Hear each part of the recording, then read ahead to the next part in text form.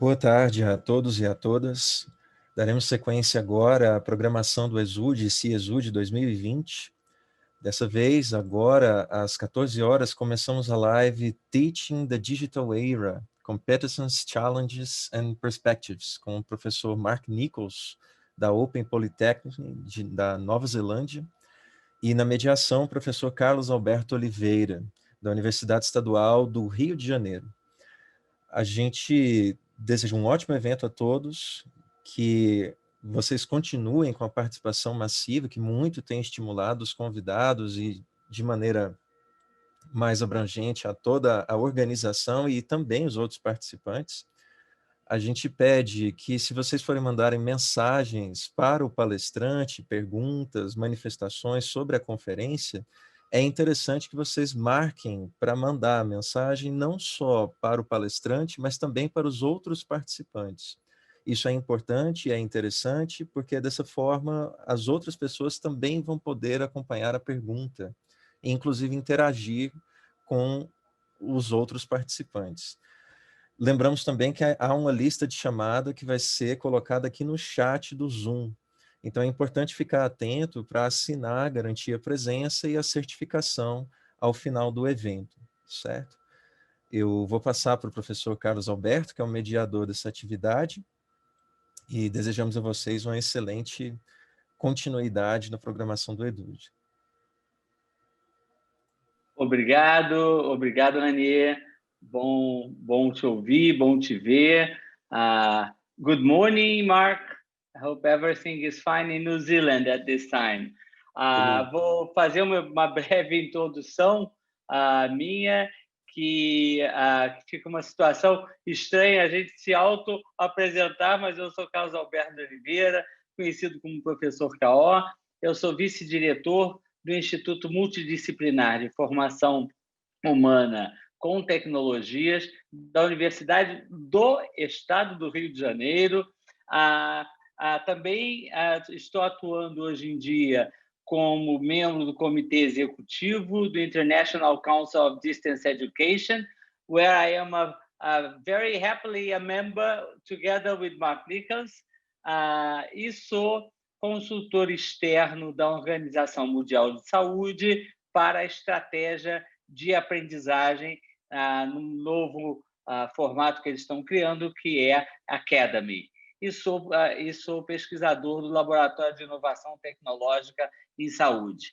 O nosso amigo Mark Nichols, ele tem a sua dedicação à educação à distância, e foi muito interessante. O Mark começou como aluno de educação à distância, sendo aluno internacional na Nova Zelândia. Ele obteve um Master of Arts, da Open University, em Educação Aberta e à Distância em 2001, na Inglaterra.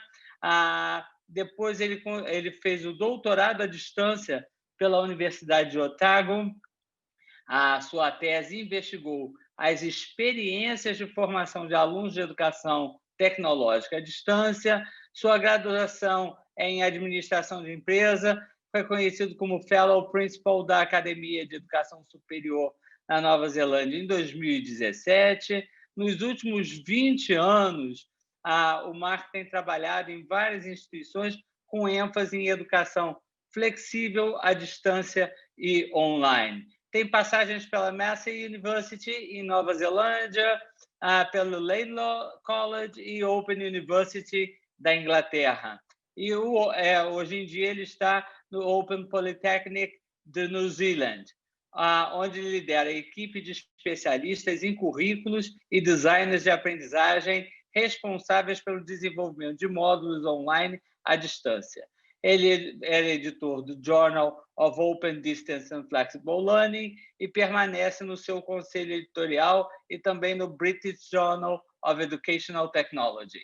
Ele também iniciou uma série de podcasts of Online Learning Legends em meados de 2018, que é imperdível, onde ele conversa com legendas ou lendas da educação aberta e à distância. Ele hoje é membro do Comitê Executivo do International Council of Distance Education. Be very welcome, Mark, to Brazil. Be very welcome, although at a distance, but be very welcome. We're happy to have you here. Thank you, Carlos. I speak no Portuguese at all, but I trust that was a very good introduction. Thank you so much. And before we see the video, Mark, I want to say that being a Brazilian, I'm very happy for you, New Zealand, to have Jacinta Ardern, your Prime Minister. I love her. Congratulations for the election. On behalf of New Zealand, thank you. Ok, so, Raniê, solta o vídeo.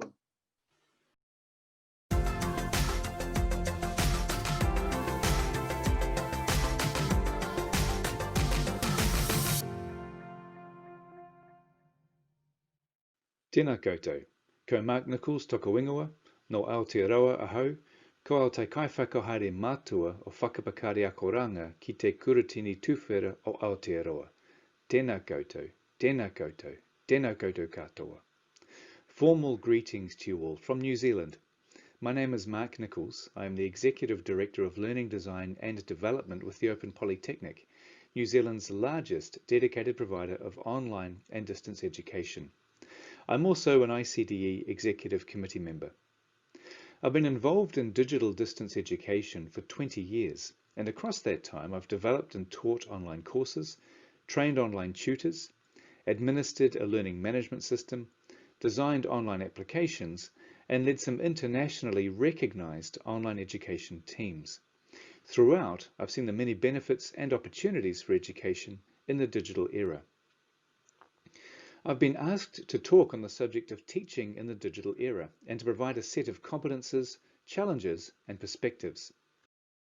To do this, I'm going to explore 4 questions. I'm going to start with, what does it mean to teach? From there, I'll move on to those competencies that educators need if they are to teach well in the digital era. I'll then move on to what the main challenges are to digital education and finish with my perspective on teaching in the digital era. So what does it mean to teach? It's interesting how little attention this question gets. We all think we know what teaching is, but in the digital era, what it means to teach, and especially to teach well, is generally much more distributed than what it was in the past. Let's explore this briefly.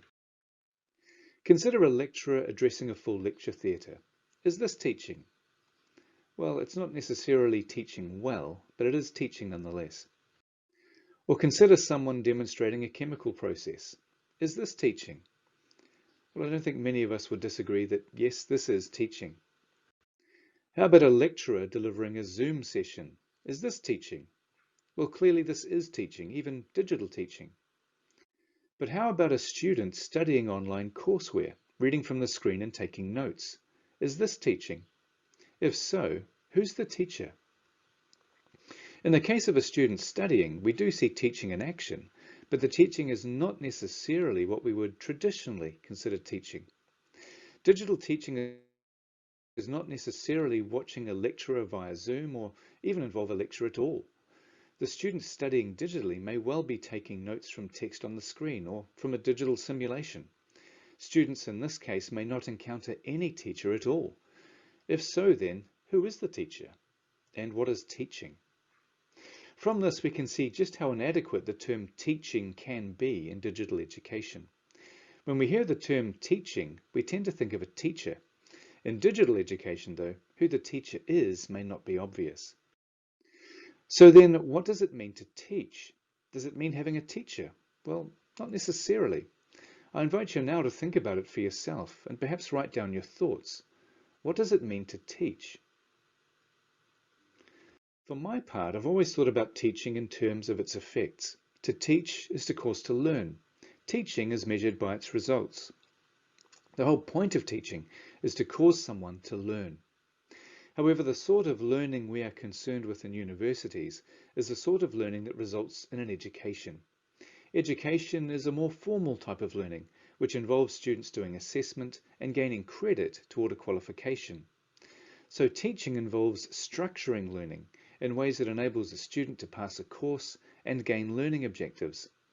Ultimately, the course adds up to a graduate objective or graduate profile, and the student completes their qualification. So we can think of teaching as structuring learning towards student attainment of course and graduate objectives.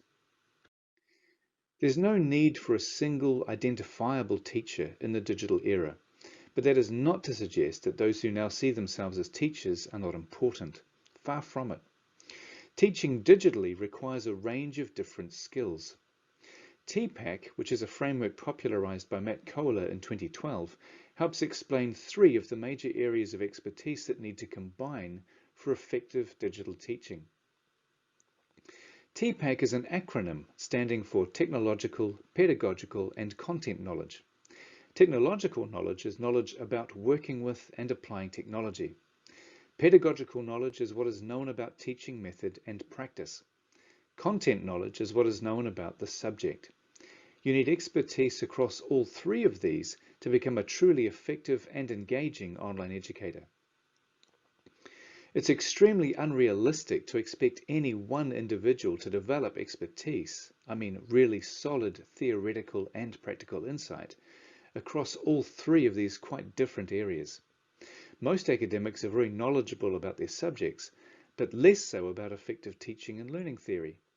It's not realistic for individual academics to develop the proficiency needed for effective digital education. There is so much more potential to digital education than using Zoom, providing PowerPoint slides, and linking to YouTube clips, even ones like this. Effective teaching in the digital era is a team pursuit. At Open Polytechnic, where I work, we understand this. We purposefully bring together teams to develop our digital courses. These teams include learning designers, media experts, subject experts, and project managers. Each course might benefit from the expertise of at least 5 people, all of whom provide their specialist input. So who in this team is teaching? Well, arguably, all of them are. To teach in the digital era is to combine technological, pedagogical, and content knowledge. This is best done by a team of experts, each one of whom is involved in teaching. So to teach in the digital era is to combine 3 related forms of knowledge. It looks something like this. A team of learning designers, digital education experts, and media developers provide the technological and pedagogical knowledge. An academic or team of subject matter experts provide the content knowledge. Where they collaborate, digital teaching takes place. The TPACK model provides a very useful means of understanding what teaching means in the digital era. Which neatly leads us to question 2. What competencies do educators need if they are to teach well in the digital era? Well, earlier I talked about teaching meaning to cause learning. An important part of this is having some idea as to how education works and how it doesn't. To teach well, and especially to teach well digitally, you need to know about education. Consider these 7 common beliefs about teaching and education. I wonder how many of them you would say yes to. Do facts prevent understanding? Is teacher-led instruction passive? Does the 21st century fundamentally change everything about education? Does the ability to look things up mean we should spend less time teaching facts?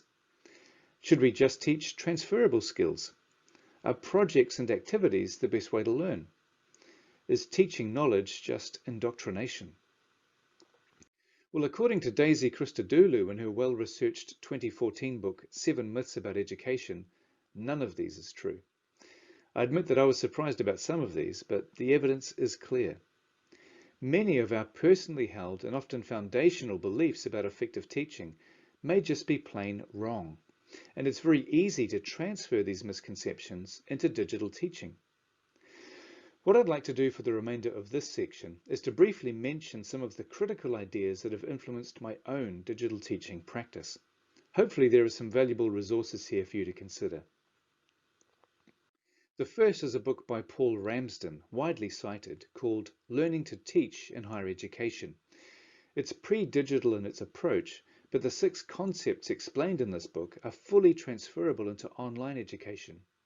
Ramsden's 6 principles are: firstly, interest and explanation; second, concern and respect for student and student learning; third, appropriate assessment and feedback; 4, clear goals and intellectual challenge; 5, independence; control and active engagement, and sixth, learning from students.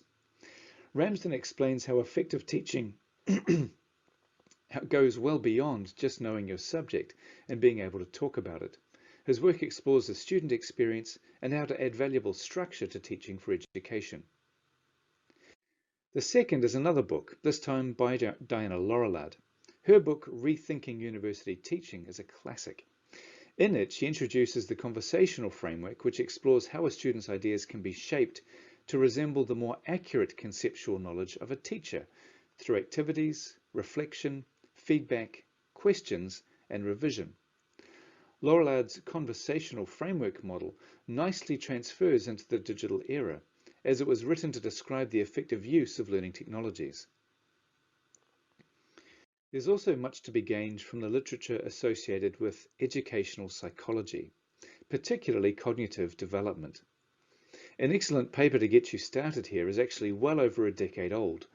Paul Kirshner, John Sweller, and Richard E. Clark's article, Why Minimal Guidance During Instruction Does Not Work, an analysis of the failure of constructivist, discovery, problem-based, experiential, and inquiry-based teaching, which appeared in the journal Educational Psychologist, explains human cognitive architecture, expert-novice differences, and cognitive load, all critical ideas underpinning education. I'd also recommend work by the likes of Peter C. Brown's Make It Stick, which explains how retrieval practice, varied recall, and elaboration help with learning gain. All of these ideas draw from cognitive science. By elaboration, they mean thinking about how new ideas relate to existing knowledge. But wait, there's more. There are various other ideas and theories central to digital teaching that you would also benefit from understanding. I think here of Borge Holmberg's guided didactic conversation, Robert Keegan's constructive developmental approach to transformative learning, Michael G. Moore's transactional distance theory, Michael G. Moore and Greg Kearsley's systems approach to distance education, and Rupert Wegerif's dialogic education. Some of these are distance education theorists, and all predate the digital era, but they are highly valuable foundational ideas for understanding how teaching can take place in the digital era. I'd also like to promote my own podcast series, Leaders and Legends of Online Learning, in which I interview those making a difference in digital teaching. You'll find the podcast at onlinelearninglegends.com.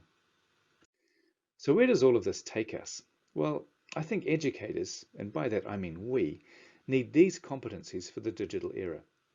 Firstly, we need technological, pedagogical, and content knowledge. If we don't have these for ourselves, we need to find a team that can complement the skills we bring. Second, we need a well-articulated set of educational beliefs. I suggest you take the time to write down your own definition of what it means to educate, and to educate well. This will encourage you to reflect on the ideas you take for granted, and it's helpful to revisit your definition from time to time. Third, we need a working knowledge of educational theory. I've provided some ways of achieving this earlier. There are some key ideas and subject areas it's helpful to be familiar with, including those related to conceptual alignment, cognitive load, recall, and elaboration. Fourth, effective teachers in the digital era need to have the courage to always learn and question their own set of beliefs about education. To be an effective teacher in the digital era is to be a self-reflective learner about what it means to teach. Finally, and this leads us to the third section of this talk, educators need an understanding of the educational context in which they educate. This context, I believe, represents one of the main challenges to digital education. So what are the main challenges to digital education? This is the third of the 4 questions I'm seeking to address in this talk. To begin with, I invite you to think about this for yourself. What are the main challenges you face when you think about digital teaching? I encourage you to think broadly, not just about the technical skills you might need. I'd like to present the challenges I notice in 3 sets. The first is this: an academic whose perspective is, I can just do what I've done before, only online. Well, technically this is true. It's possible to transfer what you do now into digital education. You can lecture via Zoom, upload PowerPoint slides, and take your favorite teaching approaches onto the internet. But this will likely fall far short of what is actually possible. Another related challenge is when universities themselves do not think differently. A university might come from the same perspective, asking teachers to do what they've always done, only online. There are some interesting reasons why universities might want to do this. It's much easier for universities to transfer their current teaching practice online than it is to rethink how education might be done differently. This lack of vision is, I think, one of the main challenges to digital education. The urge to just do what we've traditionally done online is seen all too frequently. The next set of challenges are related to this. An academic might say, well, now that I have digital tools available to me, I'm going to go my own way. I'm going to teach how I think best, in ways that best suit my ideas about teaching and learning. There are many reasons why this is not a good idea. Firstly, you may not be benefiting from the ideas of others. I mentioned earlier about the need to partner with those who are experts across the technological, pedagogical, and content knowledge areas. Second, you may not be benefiting from all of the systems and processes your university has put in place to support digital teaching. There will likely be a learning management system, support systems, teaching assistant staff, and approaches to digital education that will make your job so much easier. Going your own way leads to more work and not necessarily better education for your students. I think it's also a mistake for universities to say to teachers, you can go your own way. This, I think, shows a lack of leadership and vision. In my view, universities should be providing clear direction for digital teaching and should be actively supporting and guiding it. Sadly, most universities lack an imaginative and ambitious direction for teaching in a digital era. I'll come back to this later. The third main challenge is related to one I just talked about. Most universities are simply not configured to promote effective digital teaching. All universities have an operating model or a way of working. For digital teaching to be all it can be, this operating model likely needs a rethink. For digital teaching to be all it can be, universities need to set a vision for digital education and, likely, rethink their entire means of teaching and learning to better suit what is possible. Earlier, when I talked about what it means to teach, I introduced a lecturer addressing a full lecture theatre. This is most definitely teaching. The challenge to digital teaching is universities are for the most part designed to facilitate this sort of teaching. Timetabling, teaching loads, learning hours, semesters, all are designed around this form of teaching. It's very easy then for universities to encourage teachers to just do the same thing via Zoom. None of the ways a university operates, the timetabling, the teaching loads, the learning hours, the semesters, these sorts of things, none of these need to change. But this represents a great challenge to digital teaching. Digital teaching should not be traditional teaching done digitally. The main challenge I think universities and teachers face is the tendency to take traditional approaches uncritically into the digital space. This challenge comes from the need to rethink and even redesign the university context to promote good education in the digital era in ways that cause students to learn. This will usually require change, and change is never easy. It requires vision, investment, and a great deal of endurance from everyone involved. But if we are to teach well in the digital era, we need to start not with teaching practice, but with a vision for teaching and learning. So on now to the fourth and final part of this talk. What is my perspective on teaching in the digital era? Well, I've been fortunate to have had opportunity to write a book on this subject. My perspective is that universities have long been supply-centric in their activity. By that, I mean that universities are more interested in having themselves run smoothly than they are in their student experience and teaching effectiveness. Digital technologies give us the opportunity to provide anytime enrollment, truly flexible study options, scalable, cost-effective, and personalized education to students. Think about it. If you want to watch any movie ever made or listen to any song ever recorded, you can do so almost instantly and for little cost. If you wanted to read any book ever published, you can likely locate and download it in seconds. Why then, if a student wishes to study business management for credit, do they need to wait for a semester to start? Why would they need to attend lectures or watch 50 minutes of recorded lecture to learn what they need to learn? Why should they ever need to attend a campus? We can design education to be so much better, and even under these conditions of accessibility, flexibility, and personalization, we can offer effective digital teaching. What I'm talking about here is a systems change that integrates, rather than just adds, the digital into education. I mean, going beyond our traditional understanding of what it means to teach, more into a digital possibilities sense of what it means to educate. In my book, I propose an 11-part model, which I believe can make the new digital university possible. These are the 11 parts. I believe a digital university and digital teaching should be consistent, data analytics driven, digitally agile, evidence-based, expert taught, flexible, learning activity oriented, part automated, relational, success driven, and above all, systematic. I describe all of these in my book, Transforming Universities with Digital Distance Education, published earlier this year by Routledge. Central to the book is this concept. The main challenge to digital teaching is how universities themselves operate. How digital teaching takes place is, to a large extent, determined by how the university itself considers teaching should take place. This seriously limits the possibility for digital teaching and education. So my perspective on teaching in the digital era is ultimately this. We need to think systematically about teaching and learning. We, all of us, those in teaching roles as well as in university administration and management, need to be open to fresh ideas, fresh practices, and challenges to how we all think about education. Teaching in the digital era can, and ought to, be more than just traditional activity done digitally. We must have the courage to reimagine what could be possible through the digital tools we now have available to us. So I suggest that digital education ought to be accessible, scalable, and personalized, much more than it is generally experienced today. As educators, you have a tremendous privilege and responsibility. You have the privilege of being able to work with ideas and explore new understanding. You have the privilege of inspiring others with these ideas and understandings. You also have a great deal of potential available to you through digital education. My hope is that you will see your role as teachers and educators as ultimately being about the learner, and that you will see the potential for digital education to be accessible, scalable, and personalized for all. Kia kaha, be strong, and thank you for your attention.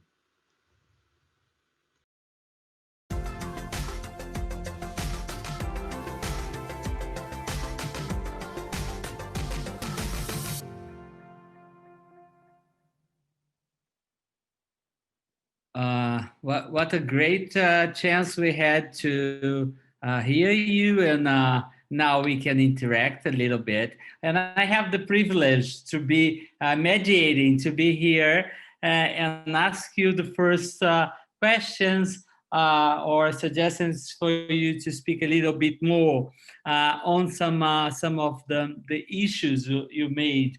One of them would be the rethink. Online learning is not just to do the same, but just online. And let me tell you why it is so important. It's because most of the time in Brazil, because of the pandemic, what we had was just changing from face-to-face to online learning. Most of the universities still don't have an LMS, but they have different platforms. So it is difficult to do any sort of learning analytics because there is not a single login. So all these difficulties make what you said, the institutions just saying, okay, professor, do exactly what you're doing, but just use Zoom. But if you don't want Zoom, you can use Meet. If you don't want to use any of them, choose your own. So I think you could speak a little bit about that. Eu não sei se vocês estão tendo tradução ao mesmo tempo. Eu não recebi essa informação, eu perguntei e não recebi ainda. Se não, eu vou... just a second, I'll just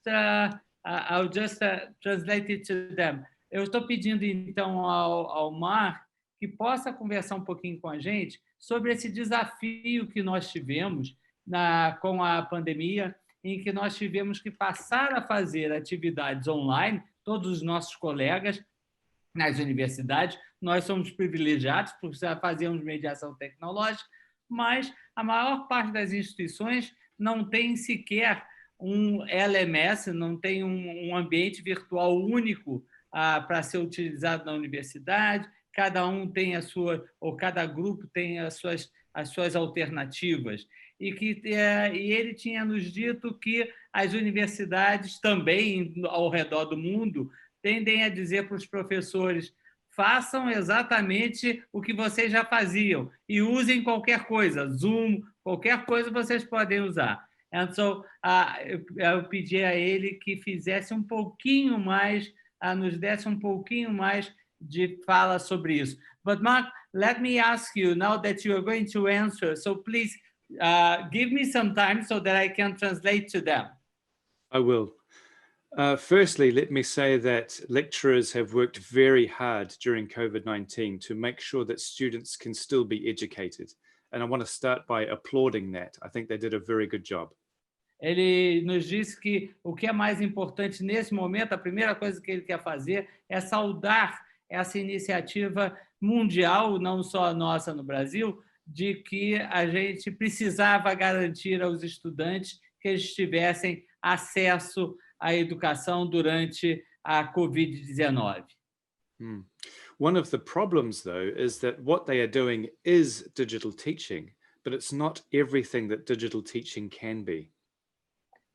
O que ele está nos dizendo não é uma crítica ao que a gente fez, mas que nós estamos muito longe daquilo que nós devemos e podemos fazer com o ensino digital durante as nossas práticas.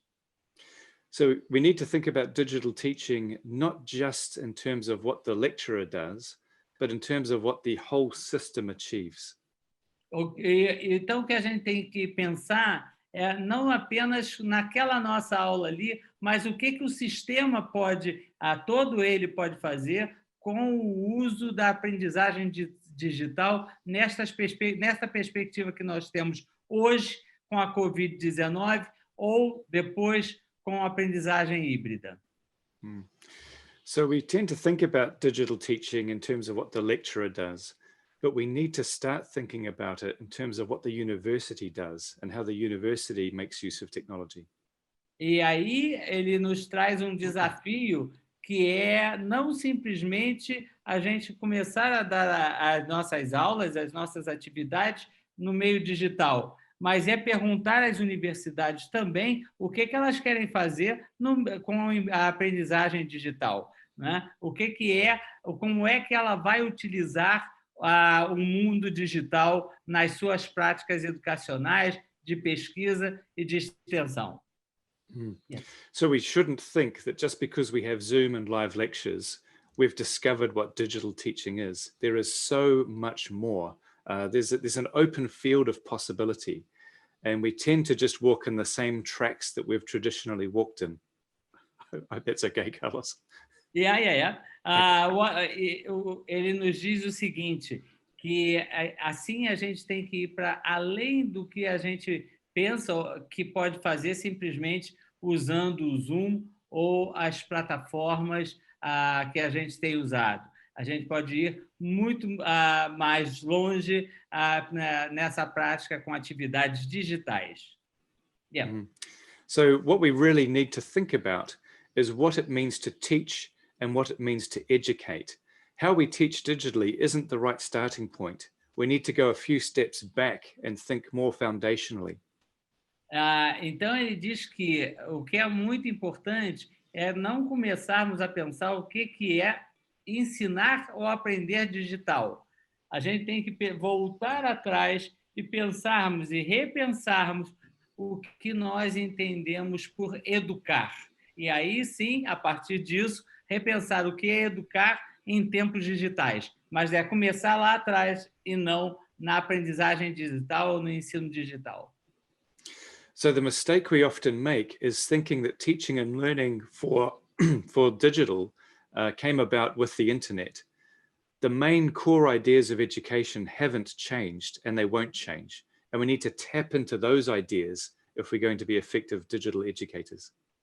E aí ele nos traz uma contribuição muito interessante, que ele nos diz o seguinte, que o problema não está no que trouxe a internet. A internet é o meio onde nós vamos estar educando. Então, o que ele está nos propondo é que nós voltemos a discutir o que é educar. E, a partir disso, o meio vai ser aquele que nós estamos utilizando na vida digital. Mas a grande questão é repensar o que é educar. Thank you. Can I ask you also to speak a little bit more on your main challenges that you said here in having the right operating model of our ecosystem, the systems approach, setting an overall vision for digital education, rethinking and redesigning the university context, change, vision plus investment plus endurance. And how does these main challenges fit your first idea, which is go back and think what you believe education should be? Let me just translate it to them. Então, o que eu estou perguntando a ele é que tinha um slide que era os maiores desafios. E aí vinha ter um modelo operacional ou um ecossistema operacional com uma abordagem sistêmica. E aí ele colocava, defina uma visão geral sobre o que é educação digital, repense, redesenhe o contexto da universidade, mude visão, investimento e a capacidade de resiliência para enfrentar esse desafio. E aí eu pedi que ele nos colocasse e pensasse essas três questões que ele levanta, considerando a primeira proposta dele, que é repensar o que é educar. Thank you. Mark. Thank you, Carlos. So all universities have what's called an operating model. It's the way the university works. All of the systems, all of the processes that help it to function. A primeira coisa ele diz é o seguinte, toda universidade tem um sistema operacional, né? Operacional não só do ponto de vista digital, tecnológico, mas ela tem um modelo de funcionamento. These systems are very deep-rooted. An example is the enrollments system. The enrollment system is designed to work with a whole lot of students at the start of a semester. Most university enrollment systems will not cope with multiple students trying to enroll at any time. E agora ele nos traz um exemplo claro sobre isso. São justamente esses sistemas que estão enraizados na universidade e que a gente é muito difícil que a gente consiga fazer mudanças. E ele cita o sistema de matrícula. Nós, na UERJ, estamos enfrentando justamente isso, porque fizemos muitas alterações para o período emergencial. E o sistema de matrículas foi o mais resistente para entender isso. E ele diz o seguinte, imagina como é que a gente vai querer usar um modelo tradicional de matrícula se nós pensarmos que os alunos podem entrar para fazer um crédito educacional em qualquer tempo, se eles forem ficar em atividades completamente assíncronas. Então, como é que é fazer aprendizagem digital ou híbrida na perspectiva de sistemas tão enraizados na universidade? Universities also have systems around teaching and learning. For example, lecturers need to lecture for maybe 1 hour at a time, twice a week. And that every course must do that.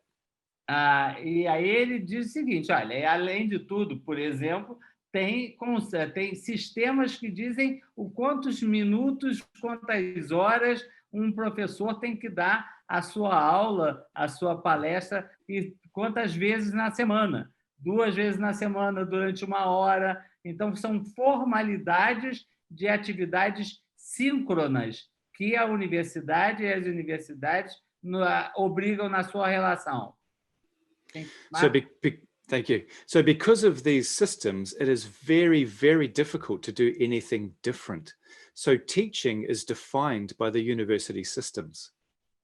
E assim, o que ele nos diz é o seguinte, não é simplesmente mudar do presencial para o virtual, é fazer as mudanças necessárias para dar dentro dos sistemas existentes nas universidades para dar conta da mudança, para se trabalhar digital. So if universities are going to change the way they teach digitally, they need to change the ways they operate. So that requires some rethinking.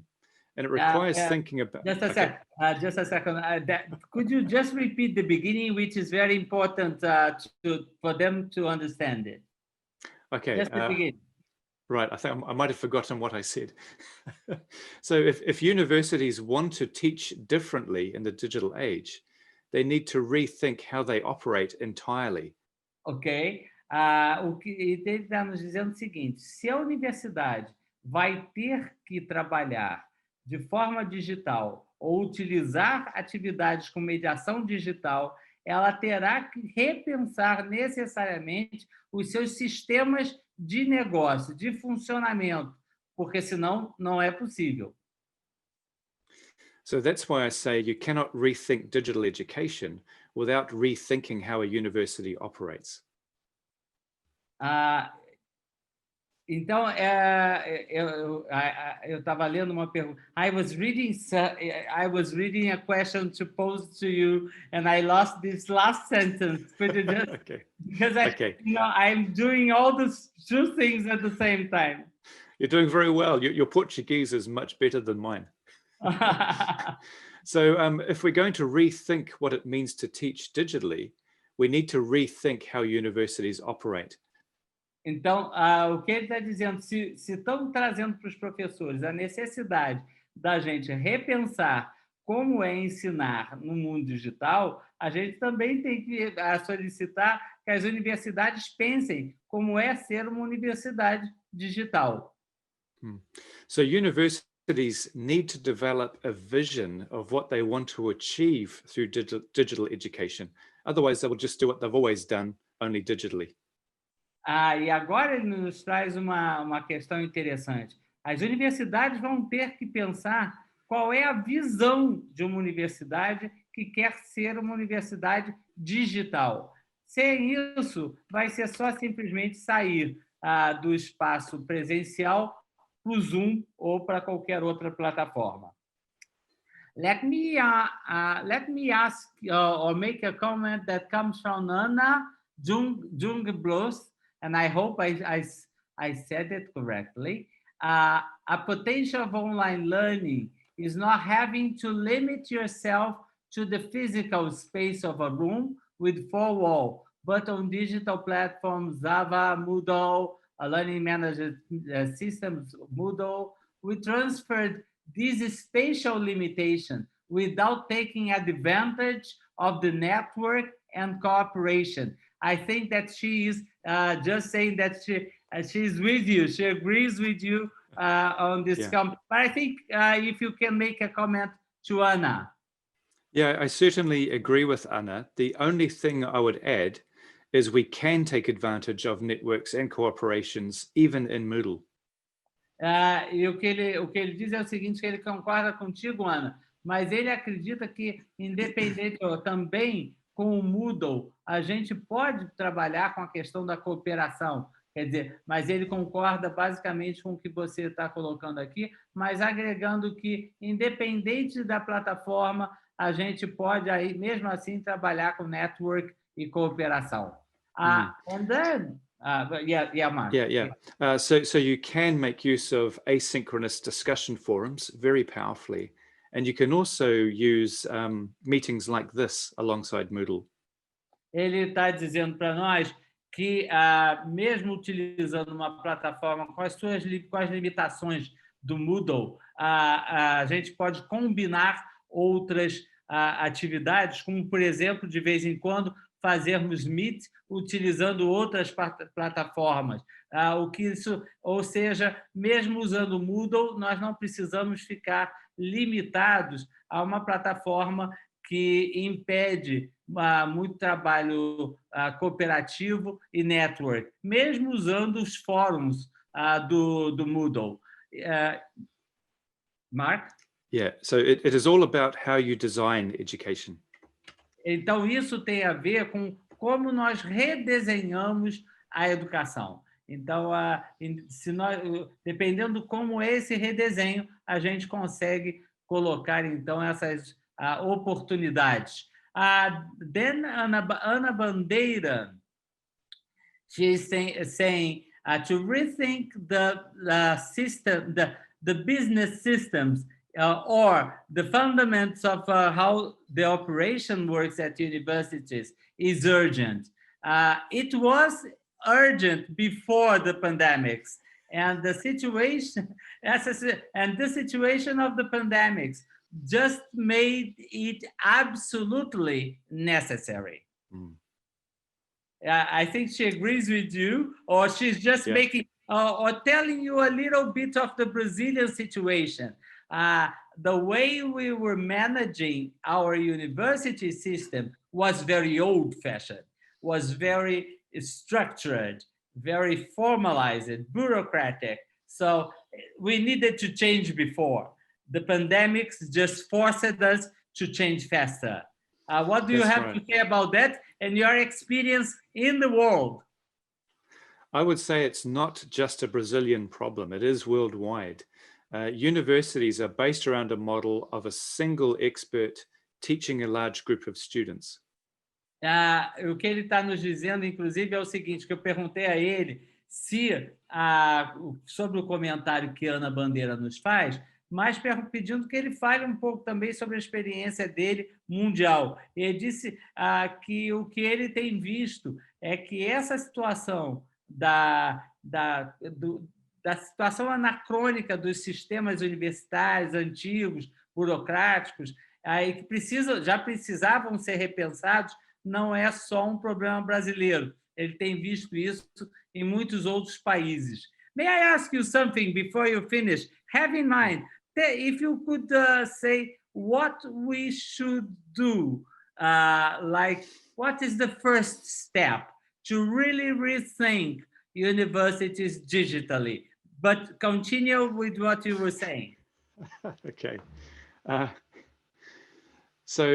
In the digital world, so much more is possible, and one lecturer, many students, need no longer be a constraint.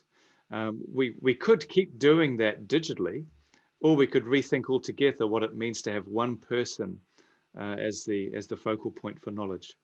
E aí ele nos traz o desafio da escala, que o mundo digital nos tira esse constrangimento que a gente tinha anterior sobre o número de alunos assistindo a uma atividade síncrona, como uma palestra e tal. Então, a gente tem que repensar o que é este espaço juntos, que não pode ter simplesmente o constrangimento que tínhamos antes da quantidade de pessoas numa mesma atividade.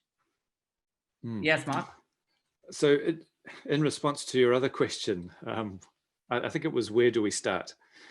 I think, as I mentioned on my last slide, we need to think courageously beyond the current constraints that we face. O que ele nos diz assim, porque eu perguntei qual seria o primeiro passo para a gente começar a repensar essa questão nas nossas universidades. Ele diz o seguinte, que é a gente não ter nenhum constrangimento para pensar juntos o que são essas mudanças necessárias na educação superior. E isso ele utilizou no último slide que ele nos apresentou. And I don't mean just thinking about how we get lectures to students.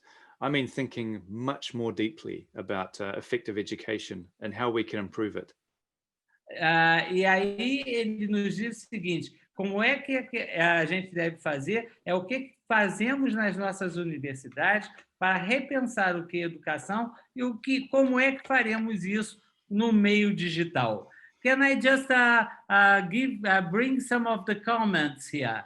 One or two are in English and the others in Portuguese.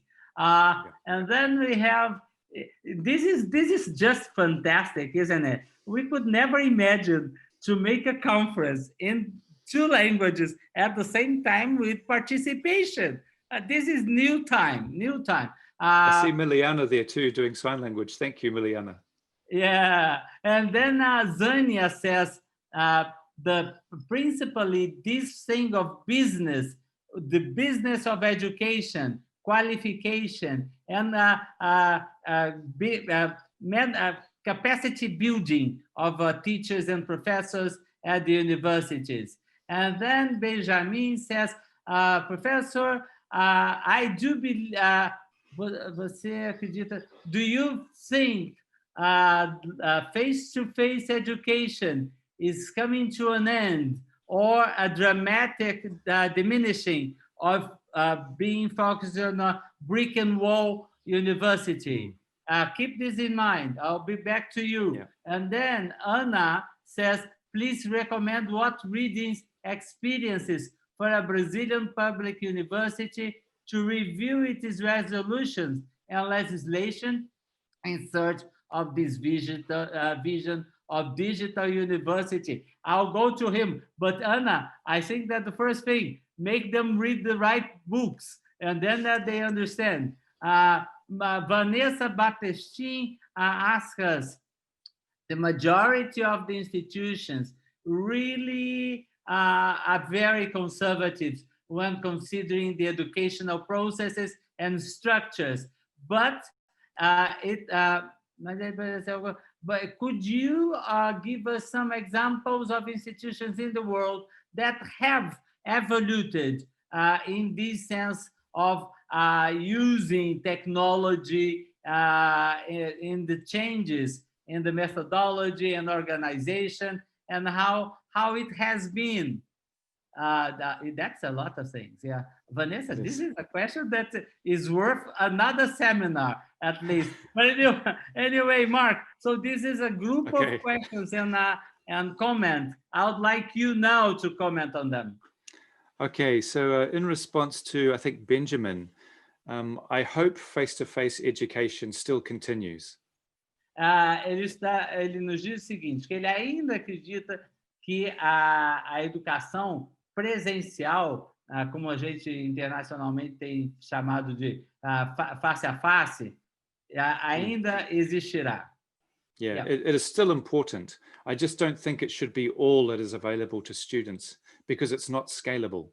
Ok, e aí ele nos traz uma questão que é importante, que me parece que ele coloca que não é isso ou aquilo.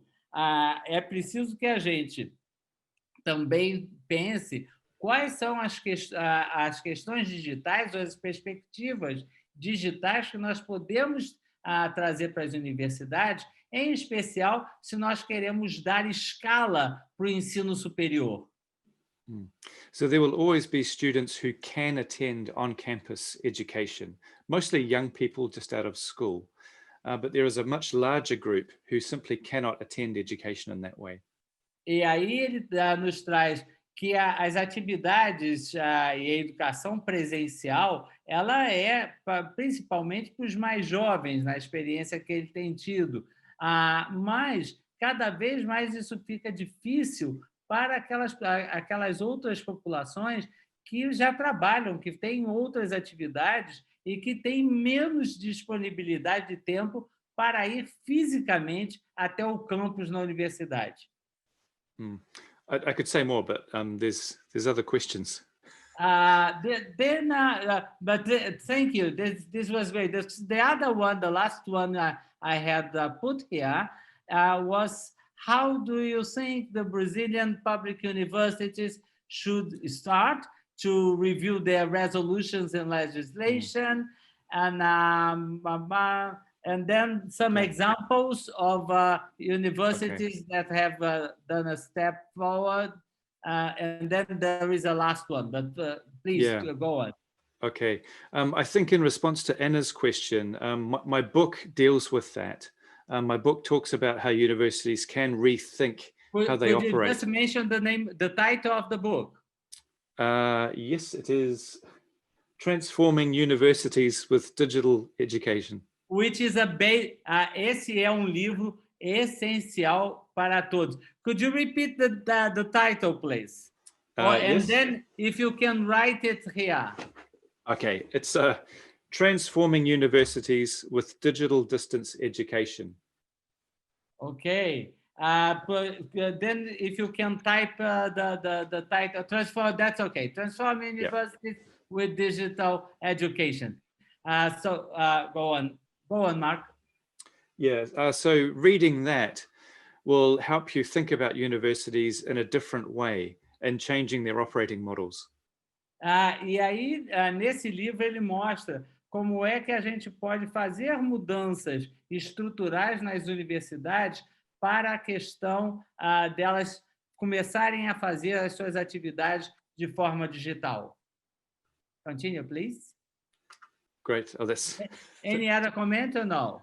No, that's okay. Okay. Let me, por favor, eu nesse grupo de perguntas que eu vou fazer, eu vou encerrar as perguntas para esta sessão, ok?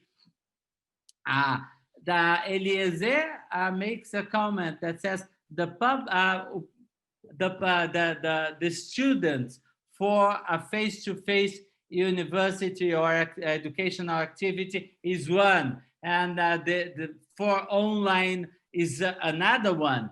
The two opportunities are equally important, and the technologies may make the face-to-face better, and the distance education may learn also with the face-to-face activities also. So both ways should learn, and then we will have many more ways. And then we go to congratulations for this presentation. O nosso Lucas elogiando.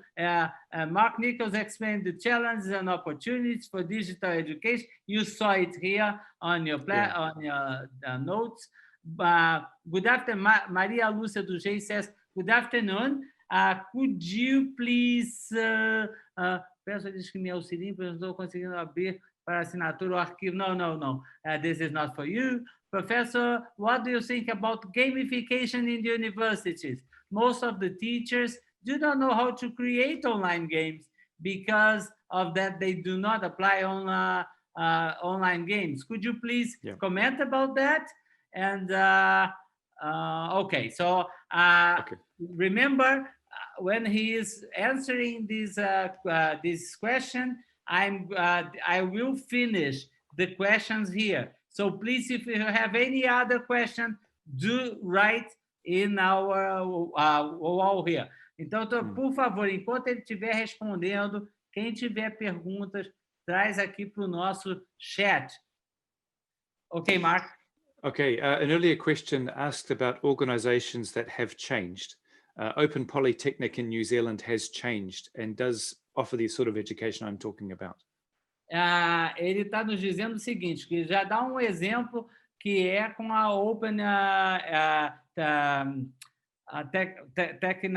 exactly why ele tá nos dando o exemplo da Politécnica da Nova Zelândia, que fez exatamente essas mudanças necessárias e estruturais que ele menciona. Okay, Mark? Yep. Okay. Another question was about face-to-face and distance and how technologies can improve face-to-face and face-to-face can enhance distance. I just want to say that face-to-face education also needs to now start learning from distance education. Could you repeat this answer, please, Mark?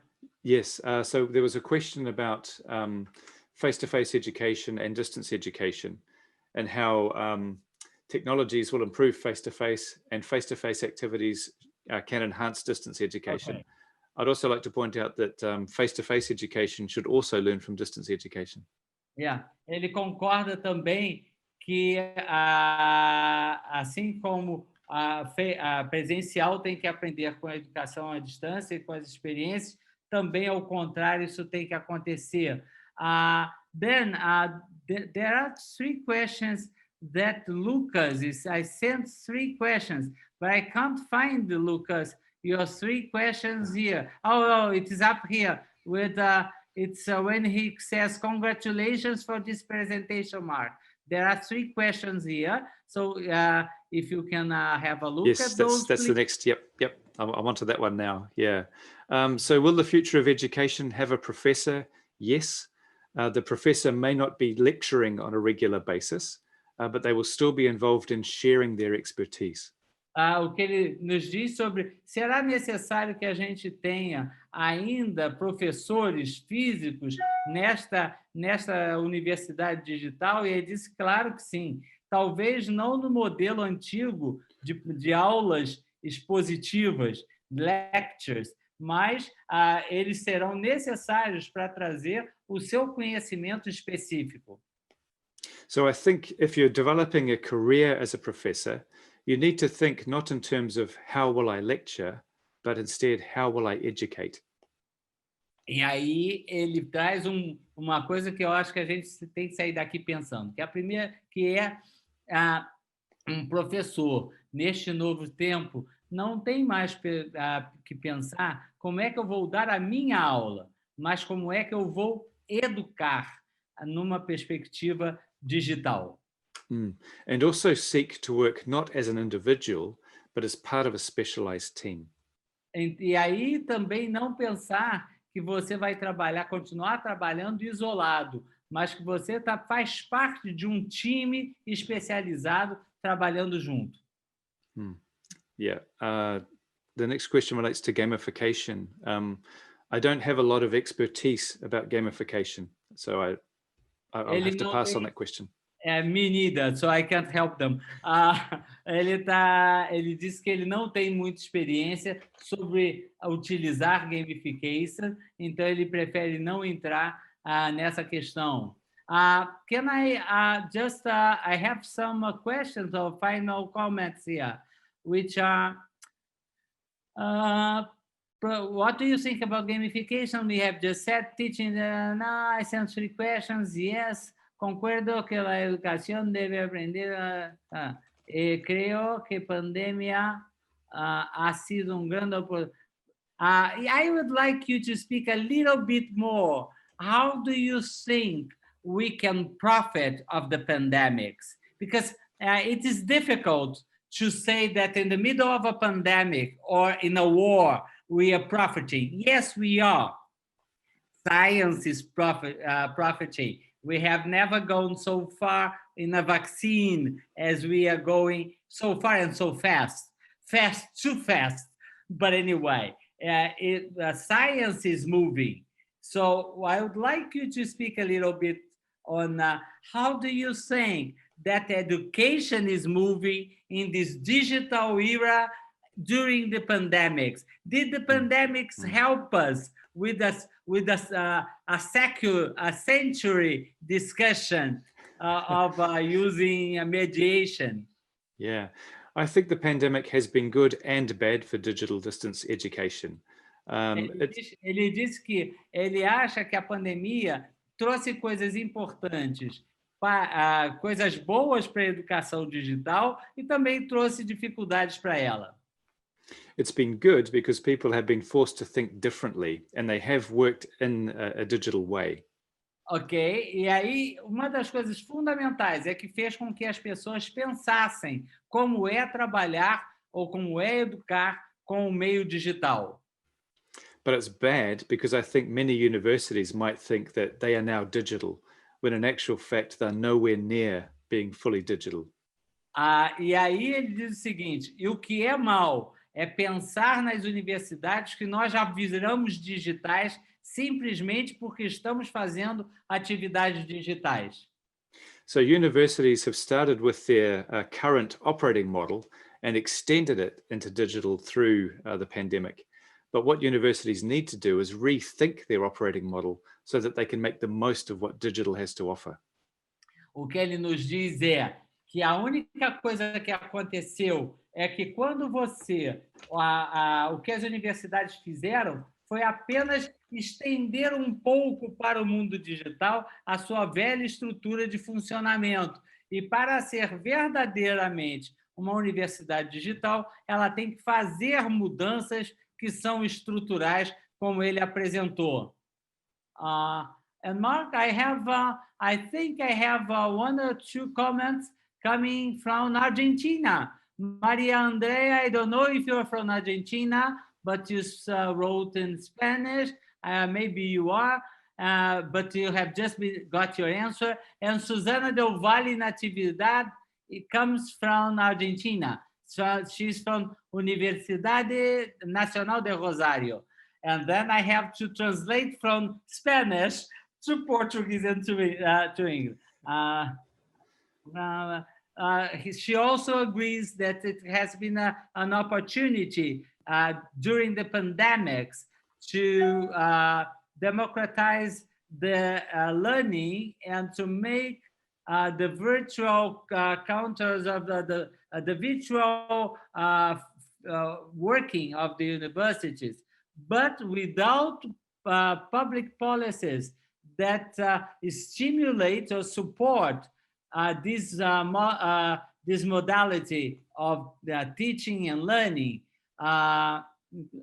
We have, and this is something very important, Mark. I want to know what you have to say about that, coming from New Zealand with Jacinda. How can we include the excluded from the digitally divided into this digital university?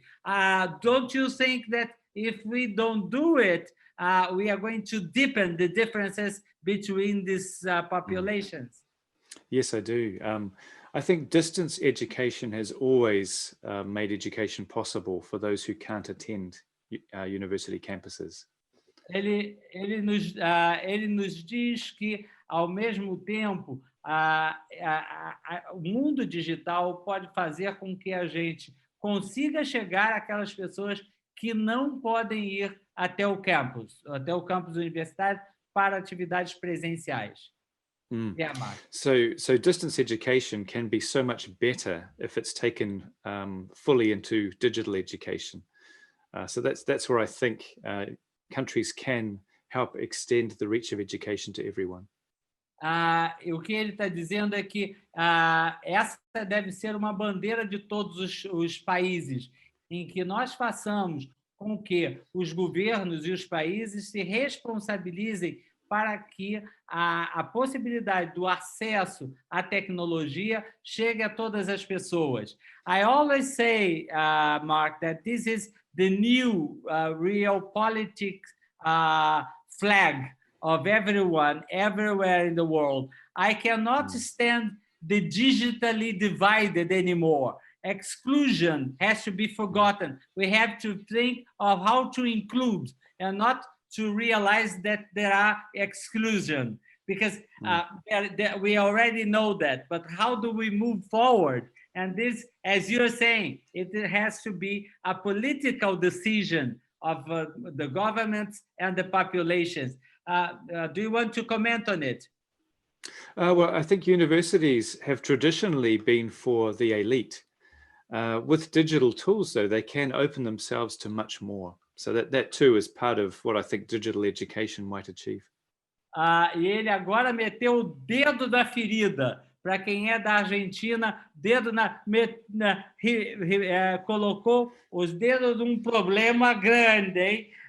Que é o seguinte: o mundo digital, a perspectiva de uma universidade digital, ela quebra a lógica da elite do acesso à universidade. Quando a gente leva o mundo digital e o acesso ao mundo digital, você aumenta a escala de atendimento do ensino superior, scalability, e com isso a gente dá acesso àqueles que não chegavam à universidade. E aí eu fiz o comentário que eu tenho dito que a grande bandeira política no mundo como um todo não é mais o velho discurso dos excluídos, mas é como incluir. E isso se transformar numa bandeira de luta para que a gente faça com que todos tenham acesso à vida digital. Well, I think Eliezer Idalino says that for a while, por um período, a pandemia é um problema, mas nós vamos conseguir tirar bons frutos dessa oportunidade, mas daqui a pouco. Well, I think that we are coming to an end, Mark. And Vanessa says that she believes that the MOOCs have done fundamental, they are fundamental for the processes of inclusion in the universities. Do you want to comment on it? I think MOOCs are a good start. I don't think they're everything that digital education can be. Ele nos diz o seguinte, Vanessa, que os MOOCs são um bom começo, mas estão longe de ser tudo que se pode fazer no mundo digital. Let us come to an end. I want to give you the floor for 1 minute or 2 minutes, saying, some words for us to get ready for after the pandemics. And just before it, I just want to tell you how happy I am to have you here with us in Brazil, from New Zealand, which is just great. From Brazil, and you're in New Zealand, and there are friends in Argentina, and for all of you who are everywhere, we want to thank you to be with us. So your final words, please. Muchas gracias. Thank you for your time. I hope that the conversation about changing universities has been helpful, because we need to go beyond just thinking about digital teaching, what it means to have digital education and more opportunities for everyone. So thank you from New Zealand. Ele está dizendo para nós o seguinte, que mais importante é que ele espera que essa conversa sobre a transformação em universidades digitais tenha sido, e que é mais importante do que como é que nós vamos ensinar digitalmente, mas sim como é que nós vamos repensar a educação para a educação digital, para que ela possa ajudar a democratizar, a quebrar a elitização do ensino superior e dar acesso a todas as pessoas. Ele nos agradece. I just want you to say in your language, your native language, because I love it, just your goodbye in your native language. Harera Matewa. Ok. Matewa for you.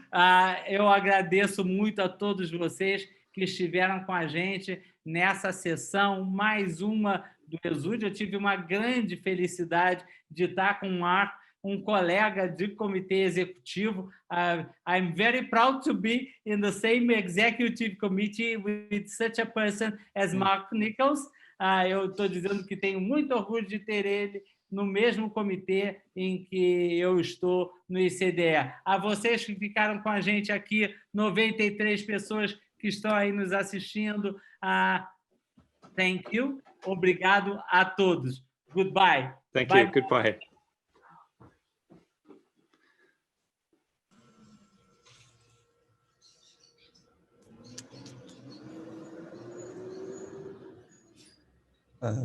Obrigado, Professor Carlos. Thank you so much, Professor Mark, for the brilliant talk.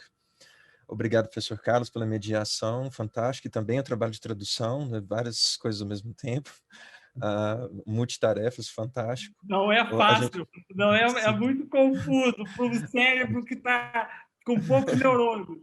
A gente recebeu elogios aqui da sua mediação, né, no próprio chat, então, e também por mensagens diretas que chegaram até a organização. Então, muito obrigado, né, pelo esforço, pelo trabalho. Quero lembrar a todos que ainda estão aqui que a gente vai colocar novamente a lista de presença aqui no chat, certo? Para quem não assinou, por gentileza, assinarem para vocês garantirem a presença. O Vitor está colocando aqui, a Associação Rede colocou aqui agora, tá bom?